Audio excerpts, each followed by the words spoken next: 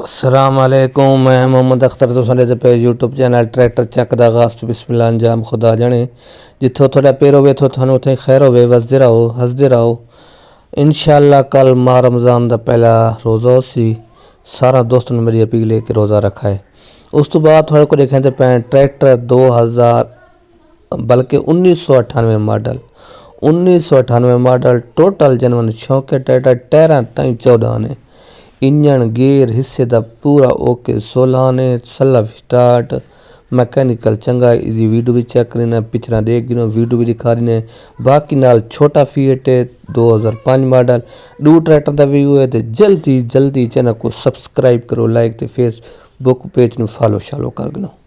बाकी ट्रैक्टर देखो, कंडीशन देखो, तले वाला रंग देखो, रेम देखो, ट्रैक्टर पूरा। ट्रैक्टर की कीमत हो सारी ना है 98 मॉडल।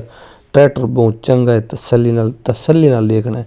ये देखो वीडियो ट्रैक्टर के कोल वन के नेड़े आके परे तो थोड़ा सब कुछ लगता सी, लेकिन तले रंग देखो जेनवन ट्रैक्टर।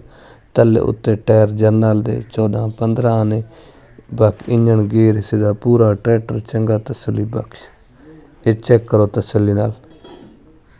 ये देख सकते टाइम एक शमे का रंग, तले रंग देख सकते, शो वगैरह थोड़े सामने, कंडीशन थोड़े सामने, मुकम्मल लुक देख सकते। सेल्फ स्टार्ट हो गया। बाकी साइड से चेक करो ट्रैक्टर की बिल्कुल साफ तो सुथरा अच्छी कंडीशन तुम देते पे वे 1998 मॉडल। तो इसकी कीमत की गल करां तो कीमत थोक सारे 98 मॉडल पूरा ट्रैक्टर है। तो डिमांड जी मालिक करेंगे पैन वो तकरीबन इस ट्रैक्टर की ट्रैक्टर चंगा है, साफ सुथरा है। इंजन गियर करेंगे अपनी जनवन की दिखा, इसकी कीमत 19.5 लाख। तो बाकी ये ट्रैक्टर देखो 2005 मॉडल, छोटा फी है, टायर ये भी 14 ने, शो भी 14 ने, तले 12 ने। बाकी ट्रैक्टर तले रंग 12 ने दसा दिता है। बाकी ट्रैक्टर शो का 14 ने, ते टायर भी 14 ने। इंजन गियर इसका पूरा 2005 मॉडल, नंबर पंजाब का। बाकी ये ट्रैक्टर भी देखने नाल तल्लुक रखता है। ट्रैक्टर चंगा है, छोटे फीट के जो शौक रखते हैं ये ट्रैक्टर की कोई गुंजाइश को नहीं, ट्रैक्टर चंगा है। तो जिस अस गल करें जेनवन तो साफ तो सुथरी जी चीज़ सारे को मौजूद होंगी वह थोक दिखेने। तो नंबर हर वीडियो के मैं दितो है, व्हाट्सअप नंबर है, व्हाट्सअप पर आ गया करो। तकरीबन मैं व्हाट्सअप से ज़्यादा मिलसा क्योंकि हुण माह रमज़ान है, शाम तो बाद ही वीडियो देखसा। तो बाकी व्हाट्सअप का रब्ता लाजमी किया करो।